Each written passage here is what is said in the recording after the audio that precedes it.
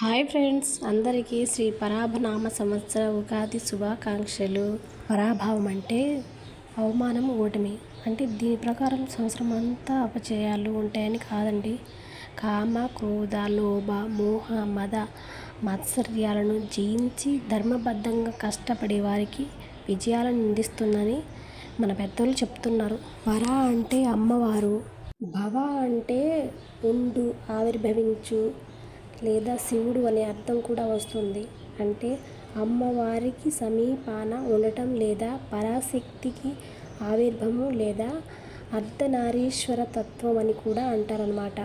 ఉగాది తెలుగువారి సాంప్రదాయ నూతన సంవత్సరాది చైత్రశుద్ధ పాడ్యమి నాడు వసంత ఋతువు ఆరంభంలో వచ్చే ఈ పండుగ ప్రకృతిలో కొత్త చిగుళ్ళు, ఆనందాన్ని తెస్తుంది.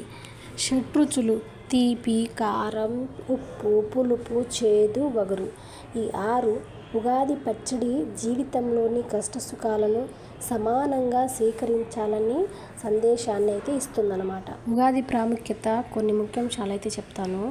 1. నూతన సంవత్సరం.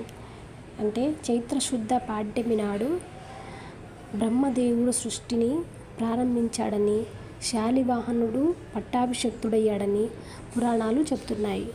2. ఉగాది పచ్చడి. వేప పువ్వు అంటే చేదు, మామిడి ముక్కలు అంటే వగరు, బెల్లం అంటే తీపి, చింతపండు అంటే పులుపు, ఉప్పు, కారం, మేము కారం బదులు పెప్పర్ పౌడర్ అయితే వాడాము. ఇవన్నీ కలిపి చేసే పచ్చడి ప్రత్యేకత. ఇది జీవితంలో ఎదురయ్యే విభిన్న అనుభవాలను, భావోద్వేగాలను సమతుల్యతో స్వీకరించాలని గుర్తు చేస్తుందన్నమాట. 3. పంచాంగ శ్రావణం. రాబోయే ఏడాది రాశి ఫలాలు, గ్రహస్థితులు, వాతావరణ మార్పులను తెలుసుకోవడానికి పంచాంగ శ్రావణం వింటారు.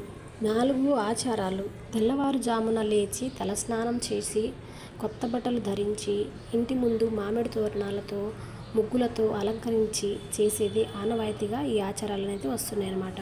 5. ప్రకృతి సంబరం. శిశిర ఋతువు ముగిసి వసంత ఋతువు రాకతో చెట్లు చిగురించి ప్రకృతి పచ్చగా కళకళలాడుతుంది.